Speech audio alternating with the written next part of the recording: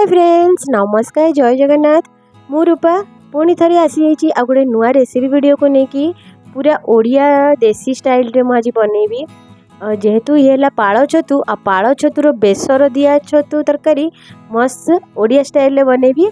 Video को शेष नहीं देखिए सियोर देखिए और वीडियो जब भल लगी तो लाइक करने को जमार भूलें चैनल नुआ थे सब्सक्राइब करदे आउ कमेंट करने को जमार भूलें। चलते आम रेसिपी स्टार्ट करवा।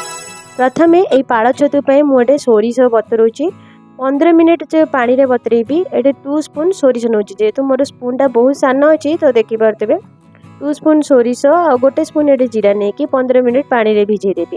तापर ये पाଳ छतु देखिपे गोटे पैकेट ये सोरिष तो बतुरा 15 मिनिट। तापर गोटे बड़ साइज आलू 3टा मीडियम साइज पियाज और गोटे टमाटो बड़ साइज जी टमाटो छोट अच्छी तो 2टा नहीं पारे और 2टा लंका। ये देखो सोरिष को ये 15 मिनिट हो गला मुझे ग्राइंड कर दूची। सोरिष को पूरा गोटे फाइन पेस्ट बनईदेवे पूरा देसी स्टाइल बनाऊँगी। ये देखो सोरिष को पूरा फाइन पेस्ट बनईदेवे। तापर आलू को पूरा छोट छोट कर काटिदे जेहेतु पाଳ छतु बहुत ही सॉफ्ट अच्छी तो से आलू को छोट छोट साइज रे जमीती आमर सीझीबारे बहुत जल्दी हो तो पूरा सान सान करके देखो आलू को काटिदेवे।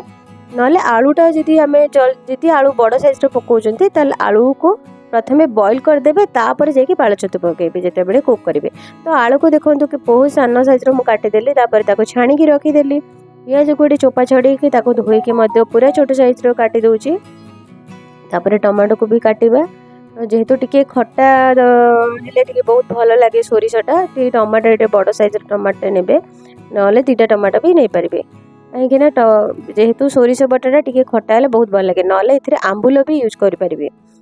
मु तो बेले बेले ये बेसर जेते बेले करे मु आंबुल ही यूज करे किंतु ये टमाटा मत खट्टा लगुच तो टमाटो ही मुझे पकई दूचे और आंबुल ये यूज करूनी। तो ये देखो पियाज तो मुझे काटी सारी टमाटो भी मोर कटा सरीगला। तापर आमर चल पाळ छतु को आम केमती काटिबा। तो प्रथम पानी रे टिके हलदी गुंड पकईदेवा जेहेतु जेकोसी छतु आपड़ करूँ काटुंट तो ताकू जितेबाला धोइबे टिके 5 मिनिट हलदी पानी रे पकईकी रखिए। तापर 5 मिनिट ताकू रखी सारा पर ताकू छाणी काटिदेवे। देखो छतु को टिके बड़ साइज रे कटिंग करुचे जेहेतु यहाँ बहुत सॉफ्ट अटे ताकू सान सान करदेवे पूरा सीझी और बहुत छोट छोट हो जना पड़ोनी छतु तो से बड़ साइज रे कटिंग करके हलदी पानी रखिकी 5 मिनिट ताकू छाणी काटिदेवे। और ये गोटे कथा कही रखी सांग मैंने मोर से पिलादिन कथा मन पड़ी बो जिते बड़े पाळ छतु करे ना बहुत ही बढ़िया लगे बहुत देसी स्टाइल से करे पूरा सोरिष को सी आमर जो शिल अच्छी शिल बाटिकी से करे बहुत बढ़िया लगे से माने यही पाळ छतु को देखिकी मोर से ही दिन कथा पिलादिन कथा मन पड़गला। बहुत जिते बड़े पाळ छतु करिथिबो ना बहुत बढ़िया लगुथबो एते टेस्ट लगुथबो से टेस्ट एबे ही मन पड़गला।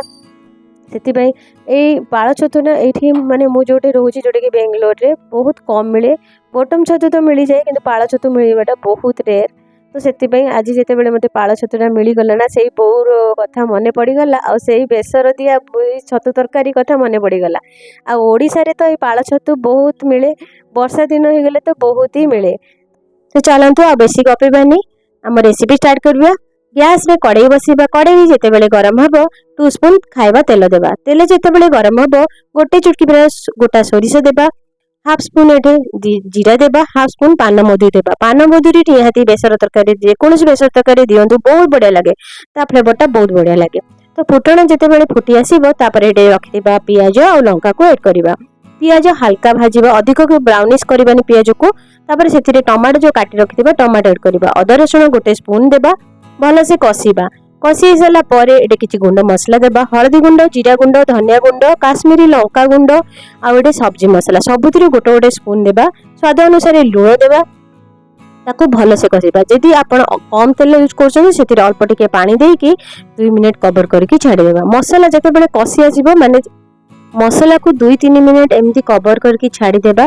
देखिबा आम टमाटो सहित मसला भल से मिक्स हो भल से मसला रु तेल जिते बड़े बाहरी आसो देखिबा आमर मसला आमर भल से कषि जाइए।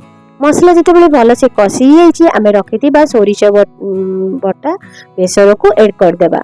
आ से अल्प टिके पानी टिके ऐड करवा। मन रखिथिबा ଯେତେବେଳେ ବି ସୋରିଷ ବଟାର ଯେକୌଣସି ଆଇଟମ୍ बनाउଛନ୍ତି ସୋରିଷ ବଟାକୁ ଅଧିକ କଷିବେନି, ନହେଲେ ସୋରିଷ ବଟା ଆମର ପିତା ଲାଗିବ। ଆଉ ଯେକୌଣସି ମାନେ ରେସିପି बनाउଛନ୍ତି ସେ ବି ପିତା ହେଇଯିବ। ତ ଏଠି ଦେଖନ୍ତୁ ସୋରିଷ ବଟା ଆମେ ଏଡ୍ କରିଦେଲେ, ଯେତେବେଳେ ଆମର ସୋରିଷ ବଟା ଟିକେ ଫୁଟି ଆସିଯିବ, ରଖିଥିବା କଟା ଆଳୁ ଆଉ ଆମର କଟା ପାଳ ଛତୁକୁ ଏଡ୍ କରିଦେବା। भलसे मिक्स करदेबा 2 मिनट एमती कवर करके छाड़देबा। भलसे आमर पाଳ छतु और आलू कुक हो सारा पर देखिबा आमर आलू आमर छतु कुक हो जाइए। से गोटे स्पून गरम मसला देबा आ तापर फ्रेश धनिया पत्र देबा। भलसे ताकू मिक्स करके कवर करके पुणी 2 मिनट छाड़देबा।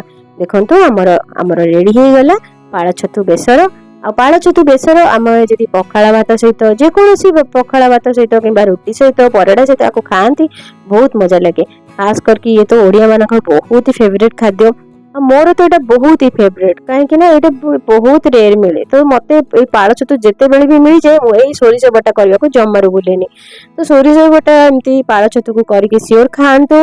देसी खाद्य को आम सियोर आम न छाड़ी आम देसी ही खाद्य खाइबा उचित।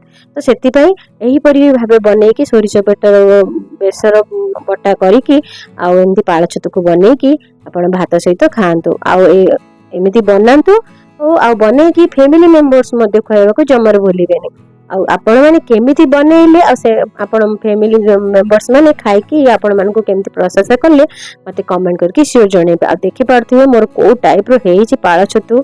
याको ना पखाळ भात सहित खाइबे मस्त लागिबो गरम गरम। देखि पारथिबे मु तो एबे माने देखिकी ही मते केमिति लागिला चलंतु। मते तो जोरी भोक कलानी मु चाली खाइबा पई। मु तो एटे देखंतु बाडी नेली मो पई आ चाली मु लंच करिया पई रहुची। बाय बाय जय जगन्नाथ। हां चैनल जदि नुआ अछंती तो चैनल को सब्सक्राइब करने को जमारू भूलें। मत सपोर्ट एमती कर चलुवे मुझे एमती नुआ नुआ वीडियो आपण मानकु शेयर करके शेयर करी चलुथी। चलतु मोर देखु आईपरी देखी पारे आंब खटा ये देखी पारे ओडिया मान तो फेवरेट खाद्य आंब खटा ता सहित पलऊ भेज पलऊ जेहेतु भी शीत दिन चली तो बहुत ही भेराइटी वेजिटेबल्स चारिआडे मिलूँ। तो से मुझे भेज पोलाव बनईली सालाड बनईली आंब खटा बनईली ये पाळ छतुर बेसर बनईली। जानतु मु तो चलिनी मोर ये लंच एंजॉय करने। आपण आज कौन खाई प्लीज कमेंट करके जनइबे। आ मो रेसिपी आपण मैंने निजे बनईकी खातु कहीं ओडिशा रे एटा बहुत मिले पाळ छतु। तो सियोर एमती बनईकी खातु मत कमेंट सेक्शन करके सियोर जनइबे केमती बनइले। रहुची धन्यवाद। जय जगन्नाथ। Bye bye.